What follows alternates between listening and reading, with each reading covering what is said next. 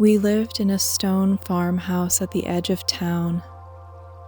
I'd been assigned to process asylum claims, and you'd come to write about the abandoned homes in the island's interior the government was selling cheap. A family of barn swallows lived inside our chimney. In the mornings, I drove to the intake center, through fields of hay, alfalfa. A crop of sunflowers spanned the tract along the creek. Most of the men I interviewed were farmers back home. They'd left because of drought, sometimes flood or blight.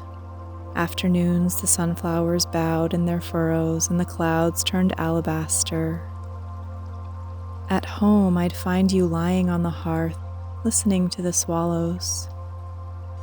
We were good to each other, so new in our love, with shape to our days.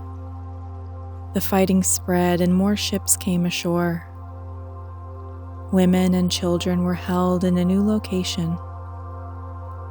And practically, I studied Sicilian, not because my grandfather spoke it, because I wanted to unlearn time. I could have looked up the word for sunflower. I could have asked, but it was not the knowing I savored. On the slow drives through the fields, the pheasants disappearing into the thick brush along the road, the possibility of a word that could redeem us. I lay beside you on the cool stone beside the chimney. The swallows were out hunting, were looking for hare, grass. Most of the rich who'd bought the empty houses couldn't fix them up, you told me.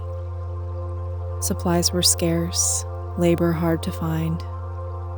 Night wind carried the smell of the fields through the screenless windows.